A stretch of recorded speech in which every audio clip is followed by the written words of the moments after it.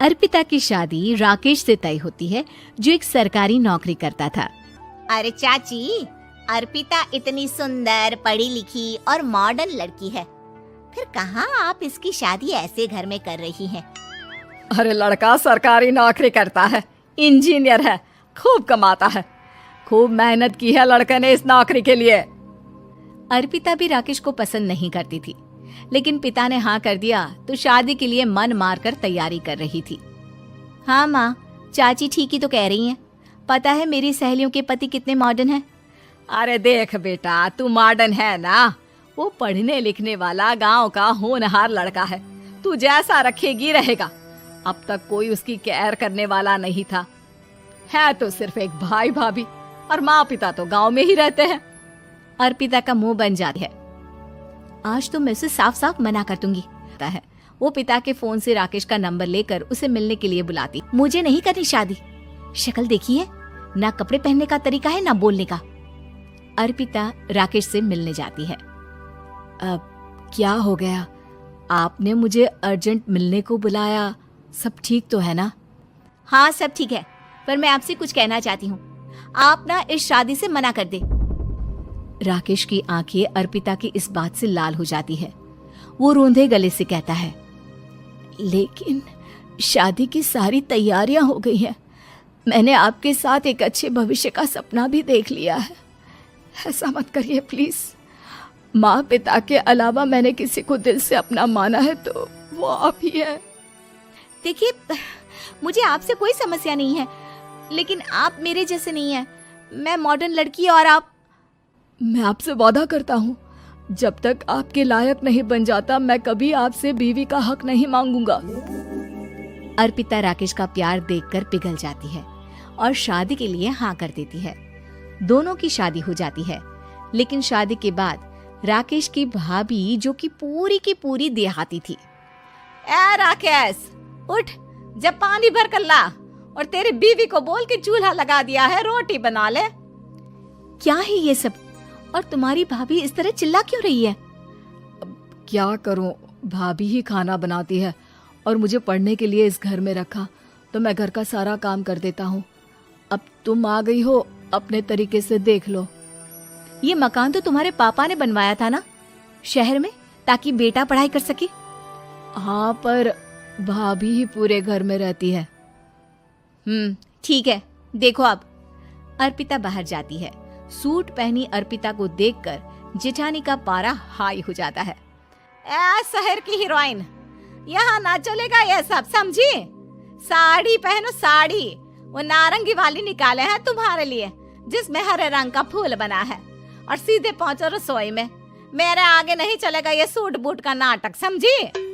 देखिए भाभी, आप बड़ी हैं, आपने राकेश की पढ़ाई में मदद की, लेकिन ये मकान इनके पिताजी का है, तो मैं अपना पोर्शन अलग कर रही हूँ। मैं आज से आपके साथ नहीं रहूंगी। जेठानी का तो मानो पारा ही हाई हो जाता है। और ऐसा कैसे नहीं रहेगी? हाँ, और कौन बोला कि राकेश अलग हो जाएगा? वो अपने भाई के बिना नहीं रहता। आज देखिए तो, देखिए कल के आई छोरी क्या बोल रही है।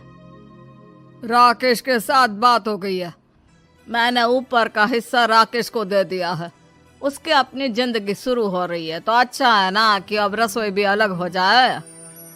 अर्पिता राकेश की ओर फक्र से देखती है कि उसने अर्पिता के लिए स्टैंड लिया। अर्पिता बाजार में जाकर सारा रसोई का सामान ले आती है।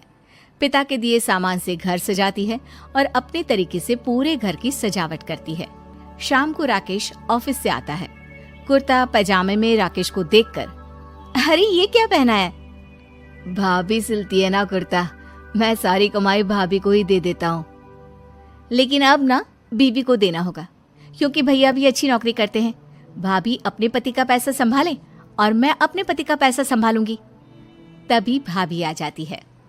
अरे देखो, बहुत हो गया। हाँ, अलग रहने तक तो ठीक था, लेकिन पैसा हम एक फूटी कौड़ी नहीं देंगे। बचपन से तुम्हारे पति को हमने पाला है, उसका हिसाब दो। अच्छा, हिसाब चाहिए? कितना पढ़ी हैं आप जो आपको हिसाब चाहिए? बड़े भाई हैं उनकी, जिन्होंने उन्हें पढ़ाया लिखाया। वो हिसाब मांगेगी तो जरूर दे दूंगी भाभी। अरे देख, हाँ, अगर तूने पढ़ाई की है तो मैं भी अंगूठा छापना हूँ। अरे 5 की क्लास तक पूरी पढ़ाई की है, समझे? वैसे भी कल इन लोगों के माँ बाबूजी आ रहे हैं गांव से, वही लोग ठिकाने लगाएंगे तुझे। अगले दिन सास ससुर आते हैं, दोनों बहुत ही सीधे लोग। अच्छा किया जो ऊपर के हिस्से में राकेश की गृहस्थी लगा दी। अब दोनों बेटे अपना अपना देख ले। छोटी बहू कहाँ है? अरे बहुत ही चालाक है माँ जी, ऐसी जबान चलाती है जैसे दर्जी कैंची चलाता है। वैसे बहू तुम भी कम नहीं थी। और सुनाओ। तभी छोटी बहू सास ससुर के पैर छूकर उन लोगों को चाय और नाश्ता देती है। माँ जी, आप थक गई होंगी, मैं खाना लगा देती हूँ, ऊपर आ जाइए चाय पीकर। अरे बस बस यही रहेंगे वो, क्योंकि बड़ी बहू मैं हूँ। हम एहसास है इनके माँ बाबूजी मेरे पास ही आए हैं। चलिए माँ जी, आप ना किचन में खाना बनाइए, मैं जरा बाजार होकर आती हूँ और फिर साथ में खाना खाते हैं। जेठानी बाजार निकल जाती है और सास ससुर बेचारे घर पर अकेले। फिर दोपहर को, माँ जी, मैंने आप सभी के लिए खाना बनाया है। माना मैं छोटी हूँ, लेकिन अच्छा लगेगा अगर आप लोग मेरे साथ रहें। वैसे भी यहाँ है कौन बेटा, चलो ऊपर राकेश के पास ही चलते हैं। सास ससुर दोपहर का खाना खाकर वहीं आराम करने लगते हैं कि जेठानी आ जाती है। अरे वाह, ये तो वही बात हुई ना, कल की आई को पूरा परिवार और हम अकेले के अकेले। भाभी देखिए, परिवार में प्यार से रहा जाता है, ना कि चालाकी से। अम्मा खाना कैसे बनाती, पहले ही गांव से थक कर आई हैं। हाय रे दया, तो मैं का बाजार से ऐस करके आ रही हूँ। अरे भूख के मारे मेरा सर दर्द हो रहा है, पर यहाँ मेरी फिक्र कौन करेगा। अरे तो किचन में खाना है, लगा देती हूँ मैं भाभी। बड़ी बैठकर खाना खाती है और शाम को जब राकेश घर आता है। अरे राकेश, तू तो पूरा हीरो लग रहा है इन कपड़ों में। ऐसे कपड़े पहले क्यों नहीं पहनता था? राकेश बीवी की तरफ देखता है और फिर कहता है, माँ, पहले पहनाने वाली नहीं थी ना। हाँ हाँ, और हम जो हाथ से सिल सिल कर कुर्ता पहनाते थे उसका का? अरे तुम्हारे भैया तो आज भी पहन रहे हैं। तभी अर्पिता सास के लिए कपड़े और ससुर के लिए शर्ट पैंट ला कर देती है। उन लोगों को फ्रिज से ठंडा पानी और टीवी में फिल्म दिखाती है। अरे कब से इनको बोल रहे हैं कि फ्रिज वाले आओ, लेकिन ये है कि मानत ही ना है। बहू, अब तो तुम ही समझाओ ससुर जी को। नहीं पापा, आप फ्रिज मत लीजिए।